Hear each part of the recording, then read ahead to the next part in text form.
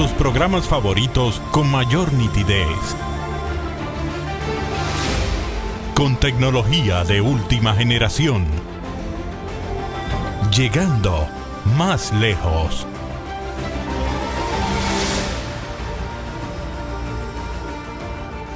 Teleimpacto, el poder de la imagen.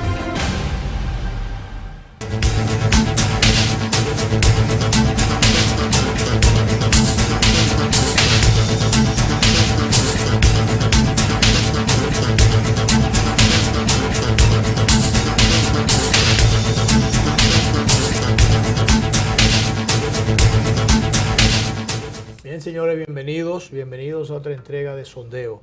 Bueno, Danilo, hoy debemos conversar con el distinguido amigo, el general Soto Jiménez, Sí. conocido intelectual dominicano. No es mayor general retirado. Mayor general retirado. Sí.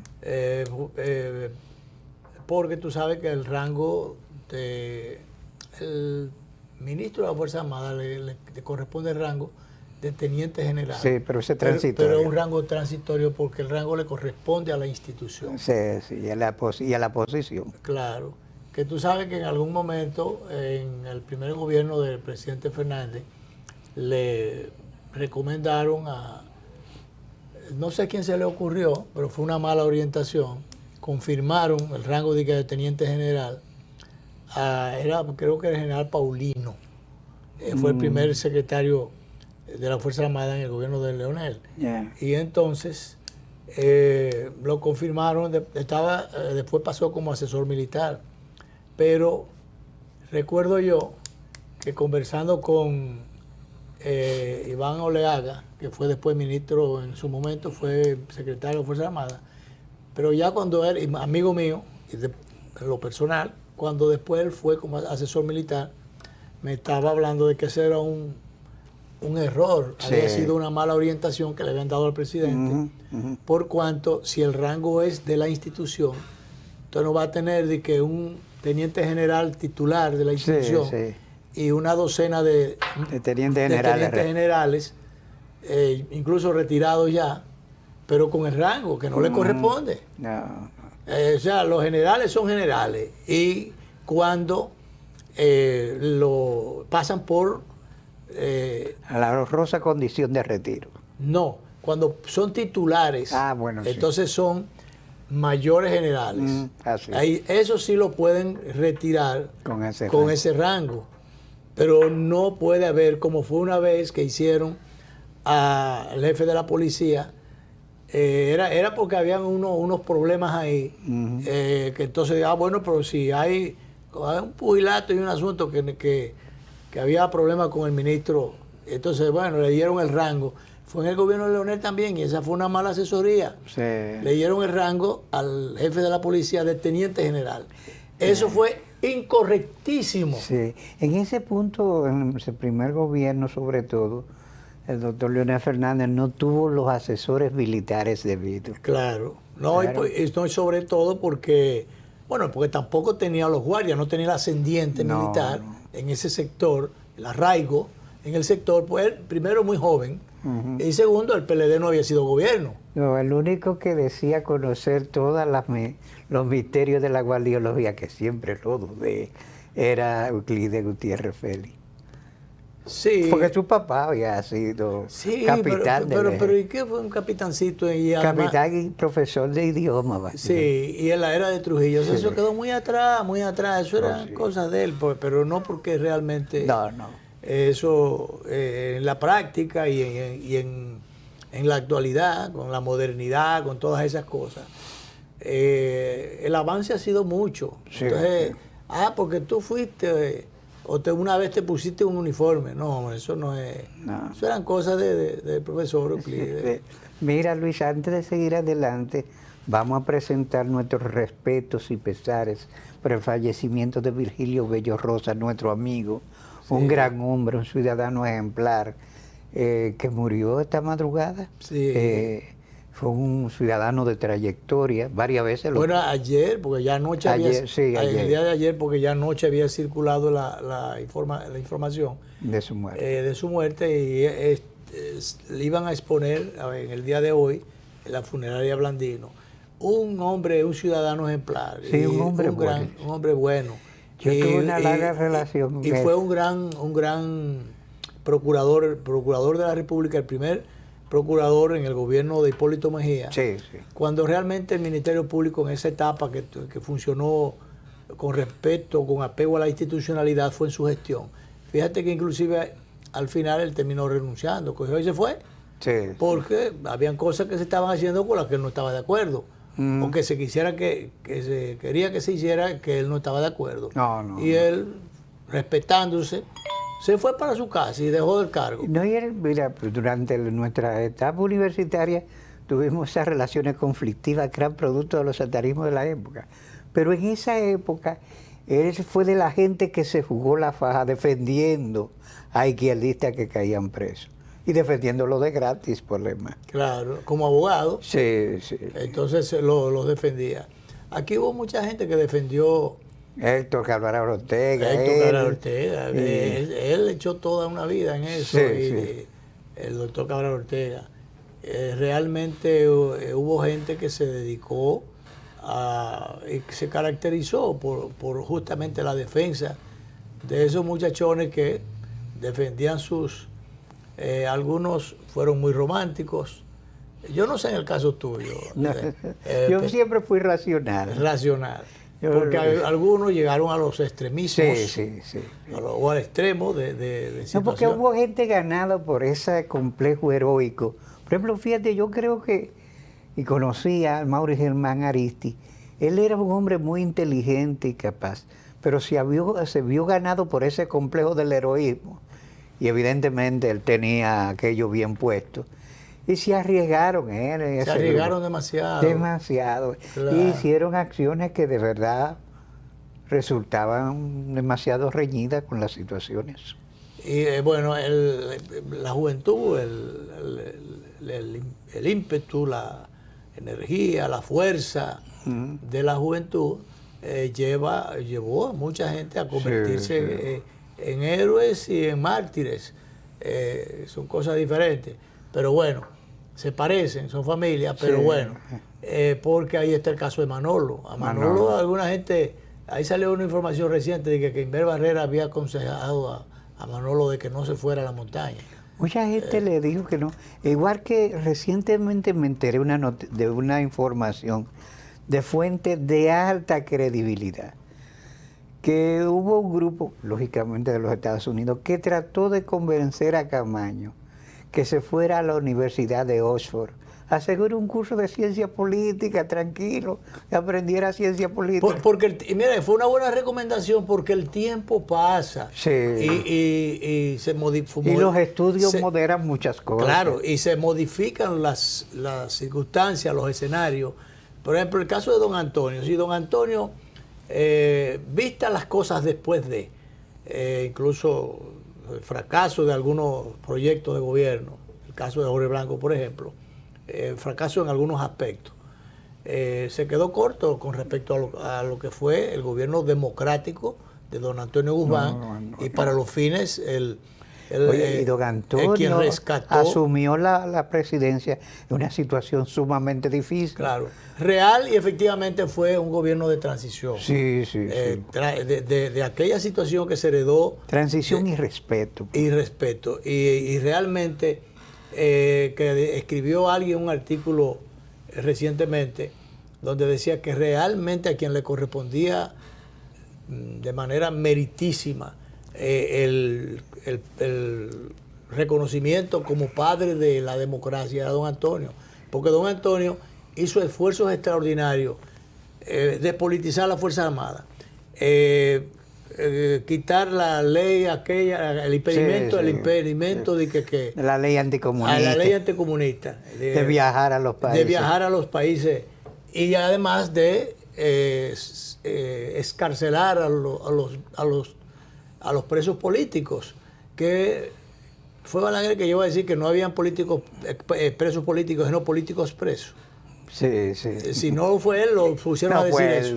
Hubo alguien que dijo eso. Fue una conferencia de prensa eso no son presos políticos, son políticos que están presos.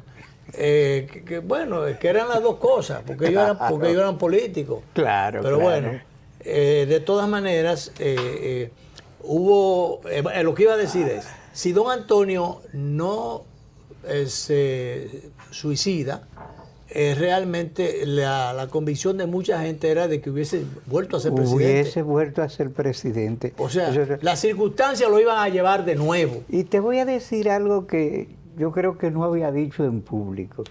Un día le pregunté a doña Sonia por qué no publicaba un libro.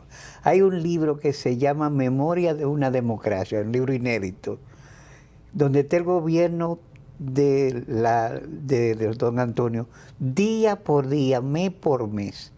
Ese trabajo minucioso lo hizo quien te habla junto con Juan José Ayuso. Pero entonces, ¿por qué eso está...? Lo tiene la inédito? familia Guzmán. ¿Y No por sé. qué? Ya Pero, le pregunté a lo doña pre- Sonia. O sea, lo prepararon tú y Juan José el Ayuso. poeta Ayuso. Sí. ¿Y por qué no lo publicaron? No, porque se lo entregamos a la familia Guzmán.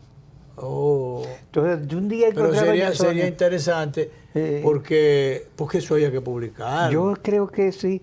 Ella me dijo que la familia lo tenía, que sí, que pensaba publicarlo, pero ha pasado el tiempo y ya. Eso hace años y no se publica. Claro, mira, Espero que no se haya esas perdido cosas ese- deben ser publicadas. El día pasado yo escribí algo a propósito de las posibilidades no posibilidades, los aprestos y el entusiasmo de algunos sectores de que se produjera algún tipo de alianza entre el PLD y la fuerza Del pueblo. del pueblo. Entonces, yo que en principio no veo con buenos ojos esa alianza por muchísimas cosas, porque el PLD por algo se sacó del poder. Y eso fue lo que le dio el triunfo a Abinader, la puesta de acuerdo de de la mayoría de la población dominicana, porque entendía que habían errores y cosas que había que, solamente echándolos del poder, se podían subsanar. Bueno, pero entonces me llamó por teléfono el doctor Fidias Aristi. Fidias Aristi, que fue presidente de la Liga, fue presidente del Consejo de Drogas, entre otras cosas. Un hombre muy fino, Claro. decente. Te mandó saludos sí, y quiere que muy capaz. nos juntemos, incluso organizar una especie de peña. En sería esa bien. peña, bueno, en su momento... Porque es un hombre que tiene muchas cosas. que debemos juntarnos. Ahí en esa peña debe estar nuestro amigo Guillermo Guzmán Fermín, Caramba. Guillermito,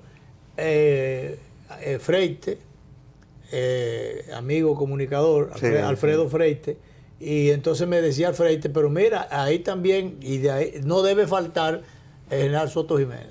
Entonces, porque mira, él tiene cosas interesantísimas. Sí, Él sí, fue sería una- él fue compadre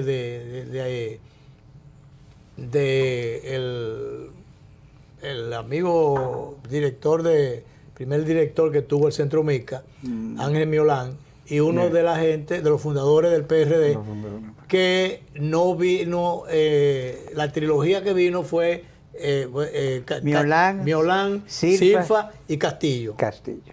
Entonces, Ramón Castillo. Entonces, Ramón Castillo. Entonces él me dice que él tiene unas vivencias, él trató a Juan Bosch. Ya. Él tiene unas vivencias allí de cuando Juan Bosch, estando en el exilio, en un momento en que se dijo que había que venir para acá, él cogió los lentes y lo estrelló. Lo estrelló. Sí. Y él dijo que, bueno, van ustedes, pero yo no. Entonces, diríamos datos de primera mano. Y yo le decía a él, pero eso debe ser publicado, doctor, pues eso no debe quedarse. Dice, bueno, es bueno que organicemos algo porque yo también creo eso. Sí, sí. Entonces, sabe también con quién, entre otras figuras que él trató de cerca, y está vivo y se juntan de vez en cuando y hacen sus tertulias también. El famoso Polanquito, que fue de los asistentes, ayudantes que tenía El doctor Balaguer. el doctor Balaguer. Y entonces ahí hay unas anécdotas interesantísimas Sí. que él maneja, porque tú sabes que a veces las cosas no son como son, sino como fueron, o como se ven, sino como se En proyectan. este país a veces el anecdotario político es más cargado de realidad que las cosas que se han publicado como O hechos. muchas cosas que se publican no se Sí. publican como son, porque No, como no. fueron diferentes. Así es, Oye, así es, no es totalmente. cacofonía, es a propósito que lo Sí, digo. sí. Bueno, pues el asunto es que en el caso de Polanquito, tú sabes que a él se le atribuía que cuando se cayó el helicóptero en el que venía el doctor Balaguer en Villa Altagracia, Sí. que el doctor Balaguer se lo atribuyó que estaba vivo a la Virgencita de Altagracia, ¿tú te acuerdas? Sí, sí. Bueno, pues Polanquito, que venía atrás en otro helicóptero, cogió para Palacio. Sí, pues vio Y que entonces, bueno, él vio incluso porque cogió fuego y demás. Y entonces, ahí no hay nadie y dice, vivo. ahí no queda nada. Y arrancó para Palacio. Pero era para tratando de preservar la continuidad. Sí. Pero resulta que las rivalidades militares de ese momento, lo que hicieron fue que le echaron mano, lo agarraron preso y lo acusaron de querer alzarse, y alzarse con el poder. Sí. Y no era así. Eso, oye, después querían como insistirle al doctor Balaguer, pero doctor, usted no va a hacer nada con este hombre. Entonces él, para protegerlo de esas pugnas militares que había, él lo mandó para San Juan, se lo mandó a Osiris Perdomo, que fue asistente militar de él, sí. Pero en ese momento era comandante en San Juan. Protégeme ese hombre. Y lo guardó allá. Porque eso, ya tú sabes, lo querían psiquitrillar.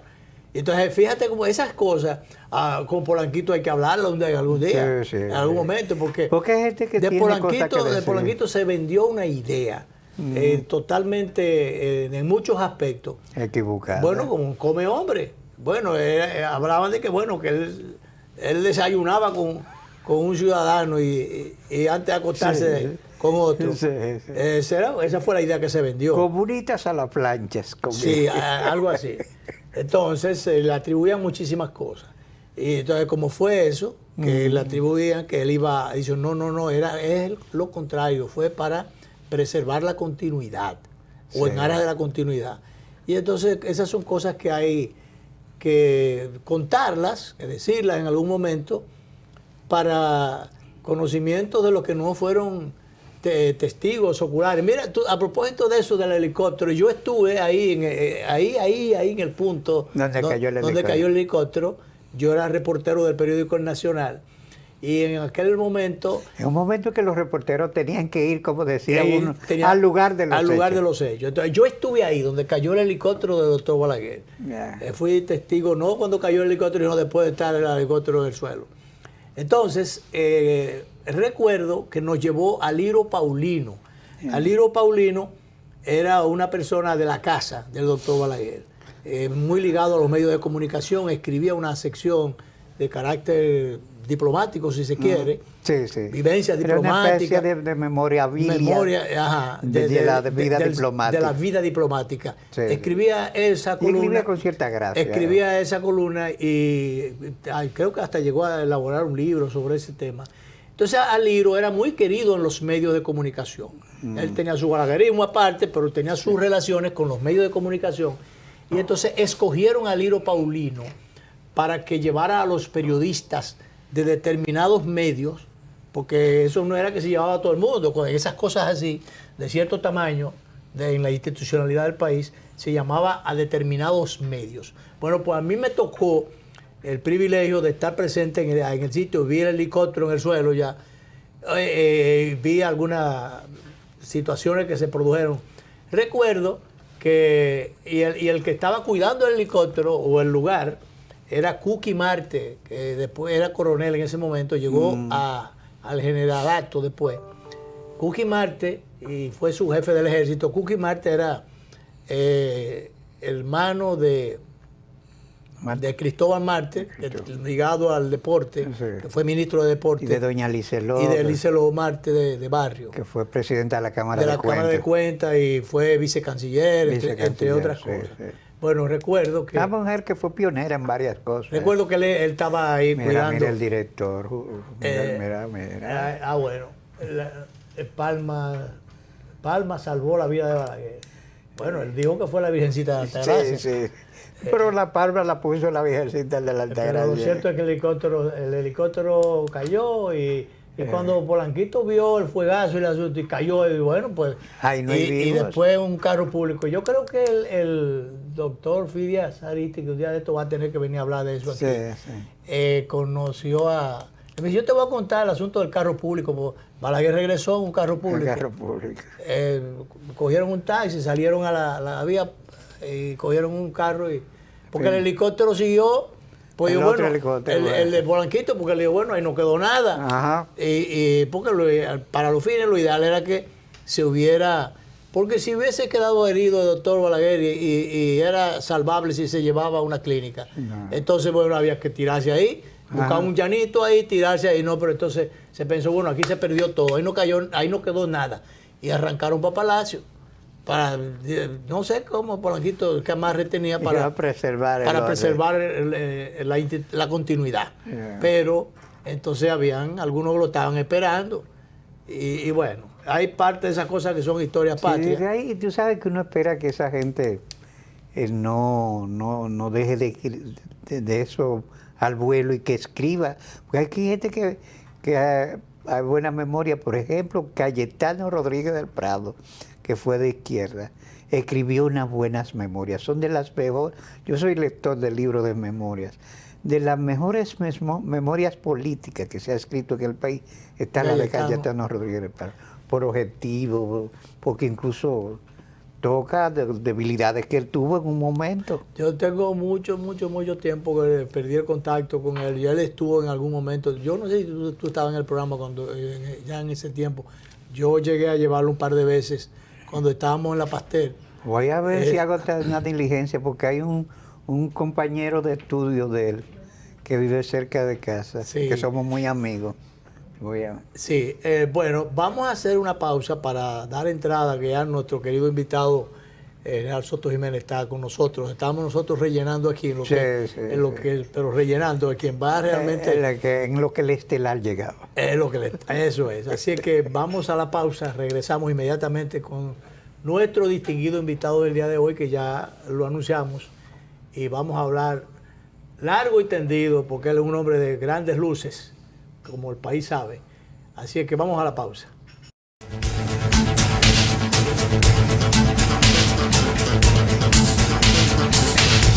De aquí voy yo para donde María a buscar el dinero. De ahí paso al banco a pagar la tarjeta de crédito. A pagar la multa que me pusieron. Y a ver si Michael ya me mandó el dinero. Ay, Rosita, date prisa que aquí yo estoy demasiado tarde. Tú te vas a complicar, mija. No, hombre, no, mira. Esos pagos, la multa también y las remesas, lo resuelves todos en tu agente Banreservas. Todo de un pronto y sin pagar comisión, more. Con tantas soluciones a mano, ¿por qué hay que complicarse? No te compliques y utiliza los canales Banreservas, tu banco fuera del banco.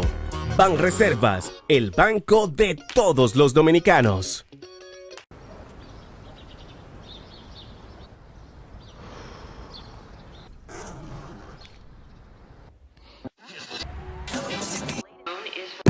Al ritmo de la ciudad y en cada rayo del sol, la música que se escucha la pone tu corazón. Un canto lleno de esperanza nos une como nación y llena de gente buena que vive con emoción. Al ritmo que sueña, al ritmo que lo logra, al ritmo que tú ríes, al ritmo que crecemos. A cada día que pasa, ponle toda tu pasión, verás cómo estando unidos el futuro será mejor. Al ritmo que se puede, al ritmo que vivimos, al ritmo que celebro, al ritmo que haremos. Cada paso que damos juntos marca el ritmo para construir un mejor futuro para todos. Popular, a tu lado siempre. Cada taza trae con ella el sabor de los mejores deseos. Deseos que se van multiplicando durante el día y nos salen hasta en la taza. Esa taza que nos transmite con su aroma y sabor la buena onda que nos mueve siempre con una sonrisa y que llevamos con nosotros en todo momento. Por eso es que a cada taza de café Santo Domingo siempre le sale ese sabor a lo mejor de lo nuestro.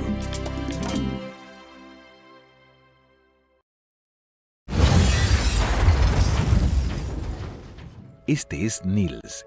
Inventó el cinturón de seguridad hace más de 50 años. Estudió los principales riesgos de accidentes de tránsito en automóviles, evitando millones de fatalidades en todo el mundo.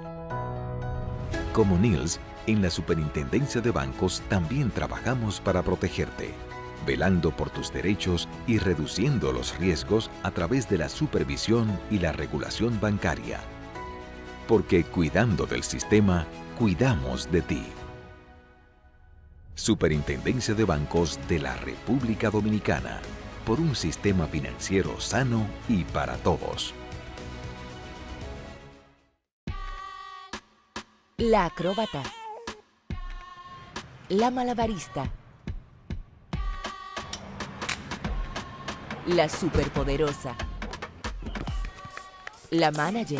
La enfermera. La que hace magia para que podamos crecer.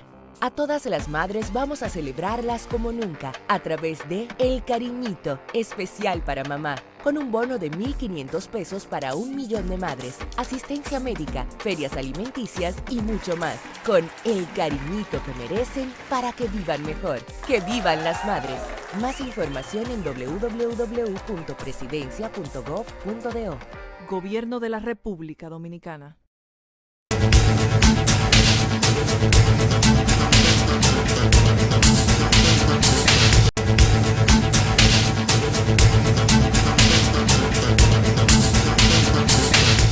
Bien, señores, ya está con nosotros nuestro distinguido invitado del día de hoy, querido amigo nuestro, el general Soto Jiménez. Un invitado de alto nivel y que es un espécimen raro en América Latina, porque él es un intelectual, probado y de peso. Así es. Pero es un hombre de uniforme, un militar de verdad, no un guardia, sino un militar. Para traerlo presente, hay que referirlo también. Sí. Ex ministro de las Fuerzas Armadas y un reconocido intelectual y un hombre que, bueno, combinaba algunos aspectos que se le atribuyen a la Guardia con la civilidad. No, él es responsable de una apertura inédita en los cuerpos castrenses de América Latina. Sí. Por primera vez en los cursos, la primera maestría de seguridad y defensa que se hizo aquí, se permitió a izquierdistas. Bueno, yo soy un definitivamente referente. El general Soto Jiménez es un referente, especialmente en el aspecto militar. Él se ha ido despojando de esas cosas, pero siempre de una forma u otra. El militar, y como referente al fin hay que recurrir a él para muchas cosas. Por sus aportes ya no solamente en el pasado, sino las cosas que puede aportar para el fortalecimiento de la institucionalidad. Porque los guardias son fundamentales en el mantenimiento, en la consolidación o en el desguañangue de la institucionalidad. Eso es así. Entonces nosotros queremos comenzar, en realidad es un problema que el tiempo ha ido pasando, pero vamos a comenzar con el aspecto de su decisión reciente. Sí. Hay que comenzar por lo primero, no al revés, por lo último, sino por lo primero. Lo primero es lo primero. Usted tomó una decisión reciente de integrarse a la Fuerza del Pueblo, el proyecto político que lidera el expresidente Leonel Fernández, y que además viene por el carril, entrando por el carril de adentro, ¿verdad? Sí, sí. Entonces, quisiéramos esa decisión. Usted, que es un hombre de muchas luces, supongo yo que es el producto de una reflexión, y de esa reflexión, bueno, pues salió esa decisión. Sí. Vamos a comenzar por ahí, y entonces después el resto sobre el desarrollo ya de la conversación. Si no sin antes, entonces, tener que decirle a ustedes, no como un cumplido, y es una cosa que yo hago, una aseveración. Tú hablaste de cosas, pero te faltó un detalle en esa presentación que yo agradezco de los dos. Si no, te faltó decir que yo soy un viejo amigo de ustedes. Claro, claro. Más viejo, hasta la inconveniencia de decir precisamente, claro, porque delata otra cosa. Pero entonces yo les digo que agradezco la invitación. Estaba un poco celoso por mi larga ausencia en este espacio, que yo era un habitué de este espacio. Claro. Bueno, y entonces enviar un saludo muy dominicanista a toda la audiencia de este programa, que ya es histórico también este programa, no solamente por su antigüedad, sino por los aportes que vive haciendo, que hace, ha hecho y que hará en la sociedad dominicana. Y entonces dentro de ese parámetro. Perdone, porque a usted se le debe, siendo ministro de las Fuerzas Armadas y como parte de la apertura, que en un momento determinado se iniciara una sección en el programa, que era una sección de las Fuerzas Armadas. Sí. Una sección de las Fuerzas Armadas que en ese momento estuvo a cargo del entonces coronel, que después llegó a general, Percival Peña. Sí, muy bien. Amigo mío de mucho tiempo y amigo del general Soto Jiménez. Entonces era una sección a paso doble. Paso doble. Muy buen nombre. Con la autorización de las Fuerzas Armadas, Sí. era una sección institucional. Y se trataron muchos por temas, aquí sí. desfilaron una cantidad de oficiales de alta graduación, generales, directores de áreas específicas de las Fuerzas Armadas de ese momento, que después varios de ellos llegaron, eran generales o llegaron a generalato y llegaron a las funciones principales, inclusive a nivel de ministros. Desfilaron por aquí todo. Y después que ya Percival pasó al retiro, entonces la sección siguió siendo a paso doble, pero la hacía Percival con Claudio Camaño. Bueno, esa es otra historia.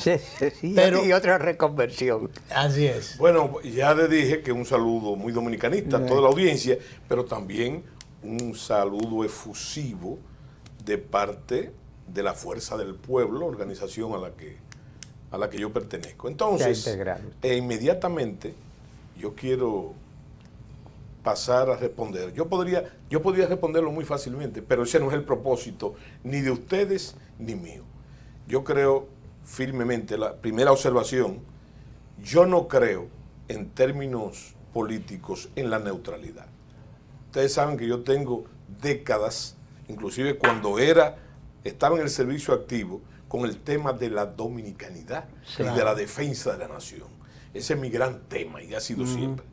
Sin embargo, dentro de ese tema, yo no creo en la neutralidad política. Yo recuerdo... Ni periodística tampoco, ¿eh? No, es que no existe. No existe. Bueno, una vez discutí yo con Climen del pensamiento de un famoso legislador icónico griego, Solón, uno de los padres de la democracia, que él decía que el peor pecado ciudadano era no participar en el debate. Y por esa huella de pensamiento, entonces, en la víspera de un proceso electoral que yo considero crucial, y voy a explicar por qué, yo pienso que hay que abandonar la zona de confort de la neutralidad para ejercer entonces en pleno derecho, ¿verdad?, valga la redundancia, mis derechos políticos, más allá inclusive. Tú sabes que hay un problema traumático, digo yo, por el esquema militar, ¿verdad?, a pesar de esa abertura.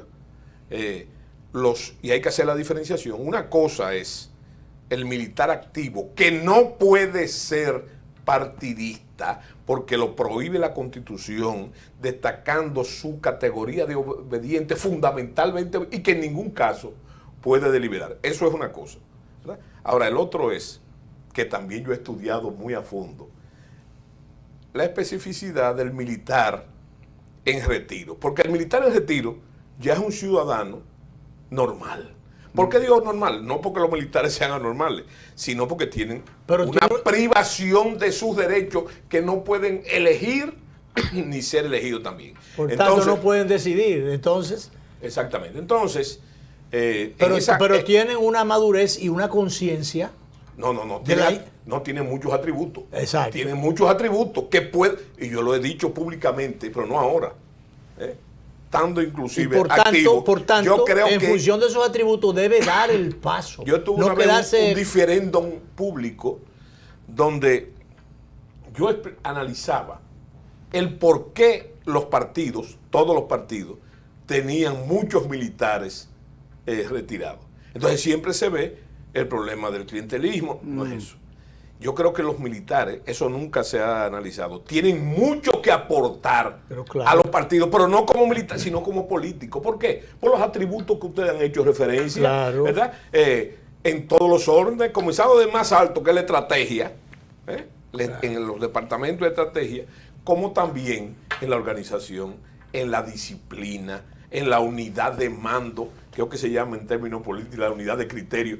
Todo eso es lo que los militares aprenden Pero y se general, capacitan para ello. Entonces, yo lo que quería decirte, que yo rompiendo esa neutralidad, yo decidí, acicateado, no solamente por la oferta de lo que es Fuerza del Pueblo, sino por la crítica situación que está viviendo la nación, entonces abandonar mi zona de confort para tomar partido. Y tomar partido como yo lo hago, con mucha vehemencia.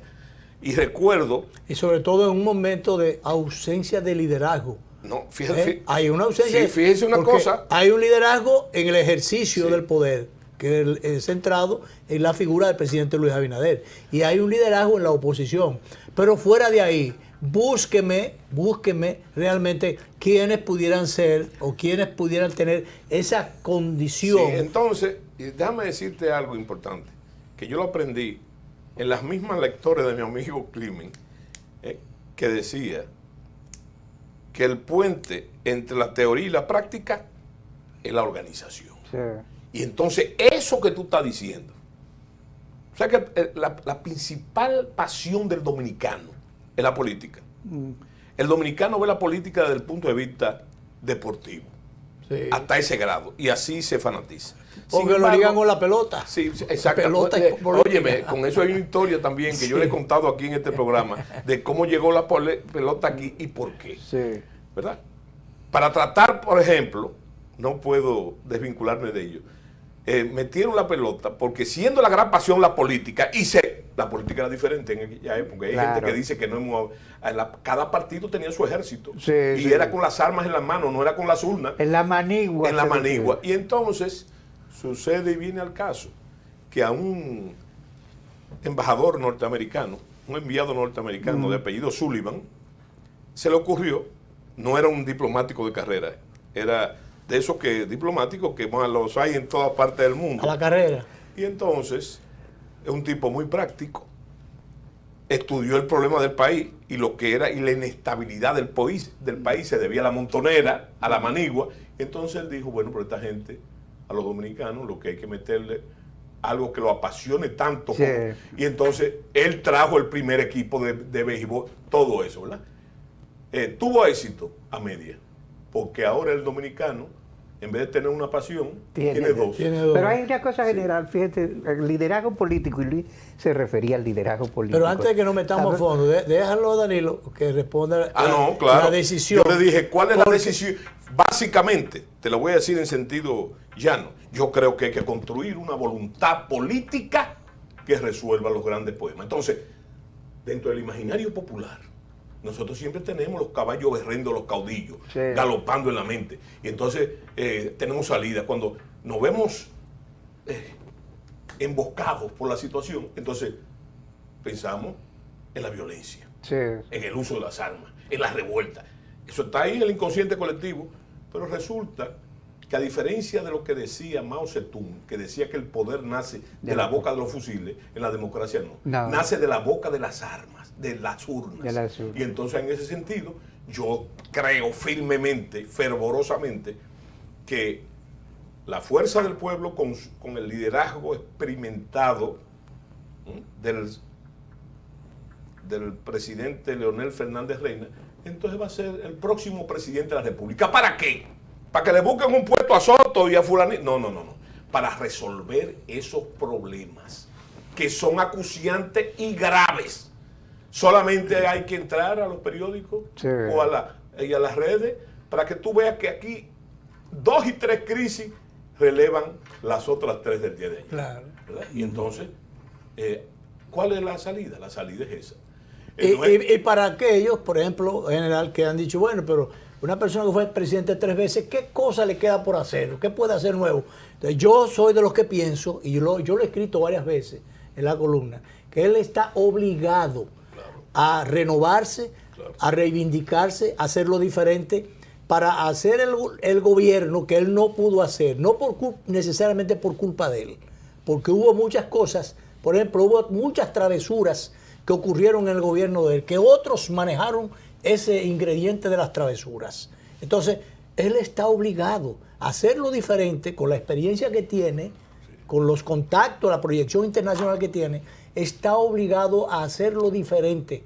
Solamente con corregir una serie de cosas que ocurrieron en su gobierno y con terminar la obra que él ha proyectado, porque cuando él habló de la construcción hasta el 44, se pensó que era que él quería ser presidente hasta el 44, y no es así. Es un plan estratégico. Es un plan estratégico Sí, a largo plazo. Y, óyeme, Encarnación, pero se me ocurre, ante esa reflexión que tú has hecho, muy atinada por cierto, decirte una frase famosa de Jack Welch.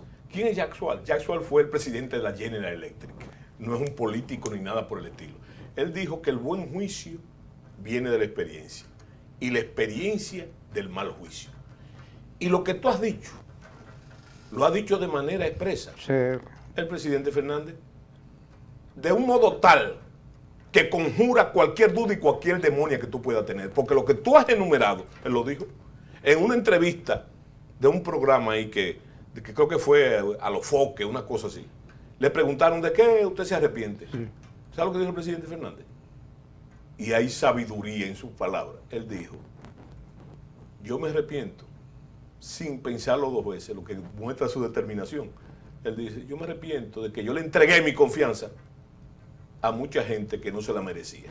Lo dijo todo. Sencillamente. Como dice la Biblia, el que tenga oídos para oír, que oiga. ¿Verdad? Entonces, si tú estudias, yo no privo en que soy un experto en leonelismo, pero si tú estudias, y para eso estamos nosotros, y sobre todo ustedes que hacen opinión, el comportamiento político del presidente Fernández, tú vas a encontrar lo siguiente. Cosas sin discusión. Óyeme, es el político más importante de los últimos 35 años del país. Eso es lo primero. Ha sido 3 veces presidente de la República por el voto popular. Por el voto popular. Y entonces, sus obras están ahí. Sí. Hay un amigo mío que no voy a mencionar el nombre, porque no es muy amigo del presidente, en este momento, aunque fuera muy político decirlo, que ha escrito un libro monumental que yo conozco, que lo pone a él como el mayor constructor de todos los tiempos. Y cuando yo te digo de todos los tiempos, estamos hablando de Rafael Leónidas Trujillo, estamos hablando de Joaquín Balaguer. El gran cambio. Exactamente. Entonces, ahí está todo. Una obra, bueno, pero hay otras que son las que me obligaron a mí a tomar esa decisión. Por ejemplo, tú no has visto que el país, si tú ves las noticias de ayer y antes de ayer, el país está amenazado. ¿Por quién? Por organismos internacionales, por los Estados Unidos, por los intereses de los Estados Unidos, que siguen la política de Lord Halifax, los Estados Unidos, que dicen que los americanos no tienen ni amigos ni enemigos permanentes, sino intereses permanentes. Bueno, entonces... Pero al grado, vamos a ir a la pausa general, pero al grado de que recientemente, creo que fue antes de ayer, el Departamento de Estado se refiere a la supuesta, el supuesto privilegio que tiene la Iglesia Católica. Hay un concordato firmado de Estado a Estado del 54. ¿Y qué tiene que ver Estados Unidos o el Departamento de Estado con eso? Otra cosa, antes de irnos a la pausa, que yo quiero decirte, ¿tú sabes lo que es? Que no hay que desentrañar en términos, esa amenaza no hay que desentrañarla en términos de inteligencia, es expresa.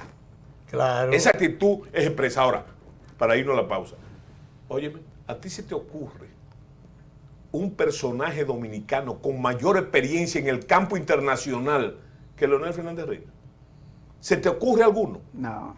Porque en los 10 años del doctor Balaguer, el país prácticamente estaba aislado. Claro. ¿Verdad? Y entonces... Él, aunque tenía una visión, unos conocimientos internacionales, pero no le dio importancia. No. Que tenía carrera diplomática. Sin embargo, el que reinserta el país en el plano internacional es Leonel Fernández. Creó nuevas sedes. Hizo presencia en los organismos internacionales. Yo soy testigo de ello. A mí me mandaron. Mucha gente interpretó. Agregado militar. Sí, claro. Como un exilio. ¿Verdad? Entonces yo te digo a ti una cosa. Cuando yo tomé posesión de eso, ¿sabes cuántos años hacía que no había en la capital del imperio un agregado militar? 10 años. Para darte una cifra. Entonces, ¿quién reinsertó al país? El presidente Fernández. Ya desde el ejercicio del poder, porque previamente, políticamente, lo había hecho el doctor Peña Gómez. Él tiene 2 armas. Él tiene muchas armas. Ya tú mencionaste uno, que es el intelectivo.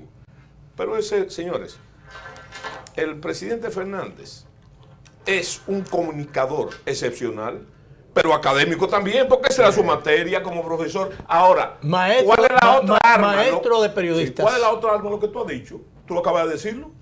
Una de otras, políticamente, su otra arma, inclusive en su partido, en el partido donde comenzó a hacer vida política, eran las relaciones internacionales. Sí. Claro. Sí, entonces, yo lo que te digo que esa es una figura, la figura ideal. La figura ideal para resolver eso, para lidiar con esos problemas, para lidiarlo, ¿verdad? Y él, hay que recordar también que él ganó cierto liderazgo en ese plano a nivel internacional, liderazgo real. Claro. Liderazgo real. Hoy cuando vi la reunión que se hizo de presidentes que se hizo aquí, claro. Cuando creo que fue el presidente Zelaya, fue el duelo famoso cuando entre dijeron, Chávez y Uribe. Chávez y Uribe y él mediando. Y el presidente de Ecuador. Ese fue Correa. el presidente Correa, cuando designó, para decirlo de alguna forma, a República Dominicana como la capital de la democracia. De la paz. De la paz. Parecido, bueno. Sí, de la paz. No, porque se dieron el abrazo. Por crear las condiciones para en un momento así juntar a todos estos presidentes, inclusive aquellos que estaban... Y bajar la tensión. Fue oficialmente mediador también. Sí, claro. Entonces, yo lo que te digo a ti, que a mí no se me ocurre una persona más adecuada. Y te voy a decir algo, al día de hoy, para no echarle mano al pasado. Déjame decirte, tú has reparado en el tema haitiano, tú has reparado cuáles son los países que son el apoyo y el sostén de la República Dominicana. Son los países de Centroamérica. ¿Y tú sabes a qué se debe eso? Que el presidente Fernández en su momento insertó a la República Dominicana en ese ambiente, que para nosotros era un ambiente desconocido. Claro. Los más avanzados aquí decían que el mundo de nosotros es el mundo de las islas del Caribe. Claro. General, vamos a hacer la pausa. Déjame agradecerle públicamente entonces. Usted no vino solo, vino bien acompañado y entre otras cosas nos trajo los recuerdos del Trancajilo, ¿verdad? La Fuñenda y el doctor. Y bueno, y la cuota de clima está por ahí también. Viene claro. Gracias por eso, no general, llegó ya, por ese aporte. Y vamos a hacer la pausa. El tiempo nos va a traicionar en el día de hoy, pero vamos a ver qué hacemos. Vamos a la pausa.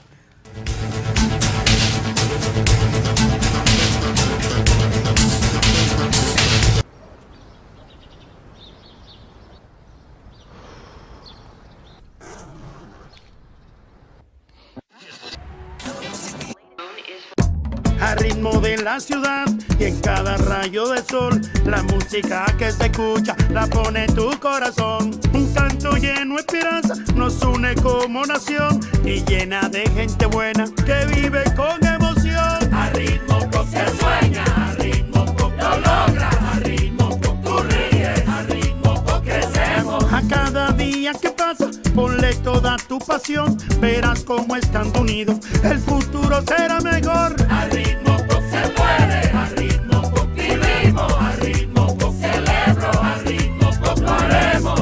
Cada paso que damos juntos marca el ritmo para construir un mejor futuro para todos. Popular, a tu lado siempre. Para cortar el plátano, gire el plátano 45 grados. Con precaución, haga una incisión en la cara de... No.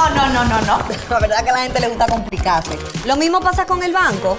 Mira, tú tienes 8,000 cajeros, canales para ti 24/7, subagentes, hasta en el colmado de enfrente. ¡Colmado! Una app que ni siquiera el internet te consume. Y aún así, hay gente que se da el viaje para el banco. Oye, no hay que complicarse, que los canales Banreservas están ahí para ti, cuando quieras. No te compliques y utiliza los canales Banreservas, tu banco fuera del banco. Banreservas, el banco de todos los dominicanos. Cada taza trae con ella el sabor de los mejores deseos. Deseos que se van multiplicando durante el día y nos salen hasta en la taza. Esa taza que nos transmite con su aroma y sabor la buena onda que nos mueve siempre con una sonrisa y que llevamos con nosotros en todo momento. Por eso es que a cada taza de café Santo Domingo siempre le sale ese sabor a lo mejor de lo nuestro.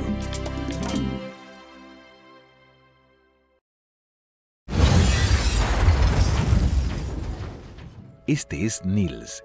Inventó el cinturón de seguridad hace más de 50 años. Estudió los principales riesgos de accidentes de tránsito en automóviles, evitando millones de fatalidades en todo el mundo. Como Nils, en la Superintendencia de Bancos también trabajamos para protegerte, velando por tus derechos y reduciendo los riesgos a través de la supervisión y la regulación bancaria. Porque cuidando del sistema, cuidamos de ti.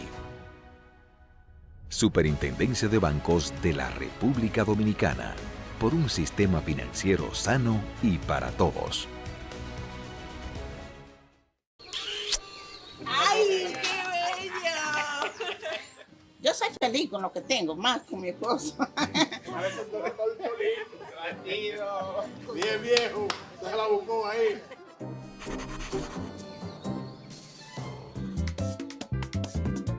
Pero mi amor, ¿quién podía creer eso? Aquí no había esperanza de nada.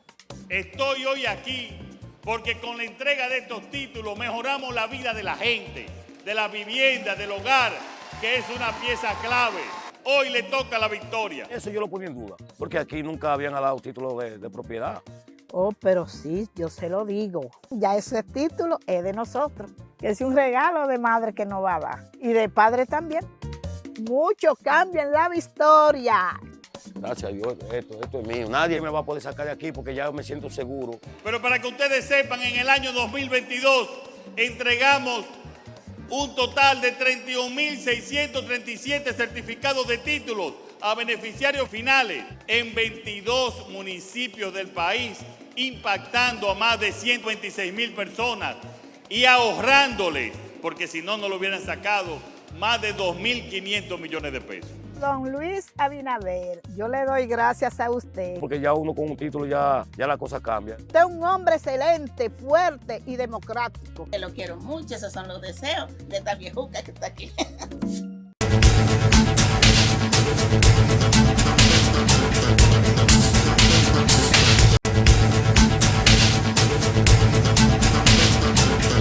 Bueno, nos quedan tantas cosas y poco tiempo y quiero aprovechar la presencia del general Soto Jiménez. El tema haitiano, el papel que debe jugar frente a el debilitamiento de la falta de instituciones fuertes aquí en el país. Eso por un lado. Lo otro es, a propósito de los casos de Perú y de Ecuador, el tema de la corriente que hay desde hace un tiempo, que quiere judicializar la política y a través de esa vía hacer saltar a presidentes democráticos. Sí. Estuvo el caso del Perú, quiere dar el Congreso quiere enjuiciar al presidente y el presidente, bueno, cierra el Congreso. Pero no tenía la consistencia, el apoyo de los estamentos de poder, y cae preso. Ahora, en el caso de Ecuador, sin embargo, estaba la disposición en la Constitución de la muerte cruzada y el presidente pudo, porque lo iban a destituir, cerrar el Congreso. Algunos dirán, bueno, eso es antidemocrático, pero es la democracia y la democracia. Un presidente electo por más de 4 millones de votantes, no pueden 92 legisladores, 92 votos, decidir, como hicieron en el caso de Pedro Castillo en Perú, vulnerar la voluntad popular. Entonces, hay un artículo interesantísimo de Flavio Darío Espinal en el día de hoy, donde habla de ese debilitamiento del presidencialismo y esa especie de beligerancia del parlamentarismo. Aquí por momentos hemos tenido algunos asomos, ha sido a la inversa, pero ¿hasta dónde preocupa esa situación y hasta dónde el aspecto militar es fundamental para real y efectivamente, a pesar de que los guardias no son beligerantes, pero sí son determinantes en determinadas circunstancias. Porque, por ejemplo, el presidente Castillo no concitó el respaldo del estamento militar, porque el alto mando inclusive le dio instrucciones a sus ayudantes, y en el camino lo interceptaron. Pero en este caso, el estamento militar lo primero que hizo fue tomar el Congreso. No tomar el Congreso, rodearlo. Me gustaría su posición en ese sentido. Y me dice el director que ojalá nos den un par de minutos de los que nos deben. Pero vamos a ver cómo manejamos. Mira, el proceso hay que verlo, como tú lo has enfocado, de forma no global, sino regional. Lo que pasa. Yo pienso que la política en el continente americano es pendular. Va de izquierda a derecha y a veces se para en el centro. Y las veces que se ha parado en el centro no son muy buenas. Ahora bien, lo que tú has dicho es una verdad tremenda. Sin meter la República Dominicana, que la tendencia ha sido que el presidencialismo, la autoridad de los presidentes sobre todo, que debe estar amparado en un marco legal, ha estado sitiado por muchos años y con razón por los antecedentes, por lo que es todo el cuerpo legal, el cuerpo jurídico. Y eso, estamos en medio de ese debate. O tú no acabas de ver lo que pasó con Petro y el señor procurador fiscal. Exacto. Ese es el mismo debate, pero con las mismas palabras que tú lo estás diciendo. Sí. ¿Verdad? Entonces, cuando tú estás hablando del Perú, me recordó a mí el pensamiento de Sartori. Sartori es uno de los teóricos más importantes de la democracia. Y él dijo eso en otras palabras. ¿Sabes lo que dice él? Que el poder de un gobierno depende directamente de la cantidad de votos que tiene, más allá de la representatividad. Lo que es la voluntad popular, que en este caso Sartori le llama la voluntad del colectivo, que es vulnerada cada rato. Frente a eso, sí, pero déjame decirte algo. En el caso dominicano, básicamente, tú me hiciste una especie de compost, ¿verdad? Y la respuesta tiene que ser un compost. Yo pienso, y volvemos a Leonel Fernández, el presidente Fernández es un hombre extremadamente decente en el uso de la política. Y una característica que tiene el presidente Fernández, que tiene que reconocerla a todo el mundo, dentro de esa decencia, tú sabes que el presidente no dice nunca de más ni de menos. Dice lo preciso y lo conveniente. Y tú no le puedes buscar una pifia. Ahora, o sea, y aquello de que guerra avisada no mata soldados. Él dice las cosas. Hay un caso, yo no sé si ustedes recuerdan, el caso de Roja Tabar. Sí. ¿Verdad? Bueno, siempre enmarcado en el concepto de la ley. Lo tiene muy arraigado eso. Entonces yo lo que pienso es que aquí ahora para mismo, manejar situaciones, que ahora mismo, y tú hablaste de la transposición, ahora mismo en la República Dominicana está pasando un fenómeno interesante. Está en jaque el presidencialismo, pero no por la ley, no por la justicia, como debiera ser, básicamente, sino porque se ha lesionado no solamente la autoridad, sino lo que nosotros los guardias llamamos el don de mando. El don de mando. El don de mando. Entonces, donde no hay don de mando, no hay cohesión en la organización militar ni tampoco en la organización política, y eso se expresa públicamente. Eso es un gran problema. Nos queda un minuto nada más. El director me dice que no, pero un minuto nada más. General, la especie de tapón que se advierte en las Fuerzas Armadas ahora mismo, que dice, bueno, los guardias viejos están gobernando, sí, y hay una serie de muchachos o de jóvenes preparados que están ahí, pero el tapón no lo deja subir. Bueno, eso ha pasado muchas veces. Sí. Pero fíjate una cosa, yo te voy a decir algo. Y yo creo que me han tocado ese tema otras veces. Y yo digo, te voy a cerrar con una frase de Sartori. No de Sartori, sino del general Barça, argentino. Fíjate, el general Barça fue el hombre de la transición de la dictadura a la democracia. ¿Y tú sabes lo que decía él? Y ahí hay, como decía el Chapulín Colorado, cocorícamo. Oye lo que dice él. la conciencia de la fuerza, los políticos tienen que respetar la conciencia de las Fuerzas Armadas, porque esa conciencia solamente le pertenece a la nación. Los militares no trazan la política en democracia, nunca trazan, son un instrumento de ella. Y ahí se desprende las responsabilidades. Lo que tú estás diciendo es un caso típico, y te lo digo por una experiencia, es un caso típico de la tecnología que mueve las Fuerzas Armadas. Ese del tapón, lo que tú dices, bueno, déjame decirte que eso también, el único que lo puede corregir no es el ministro de las Fuerzas Armadas. Claro, es el presidente de la República o los presidentes que en alguna vez causaron ese tapón. ¿Me entiendes? General, se queda corto esto. Una invitación para... Así que queda pendiente, apenas cortamos y después seguimos, no muy dilatado. Sí. Así que ya que hemos retomado la participación de invitados en el programa, porque Lim y yo estábamos de comenzolos aquí, después de la pandemia, pero hemos retomado, de manera que usted ha sido para nosotros un privilegio tenerle en el día de hoy. Y cualquiera de estos días volvemos y lo llamamos y conectamos. Claro, y además para seguir. De lo pendiente, debemos hablar, escúchame que te haga la observación, más de política. De política. Claro. Pero de política hemos estado hablando también en este programa. Claro. Bueno, entonces yo te digo a ti, cibaeño al fin, si me tocan, bailo. Ustedes dos cibaeños.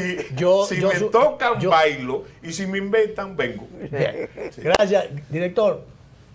Vámonos.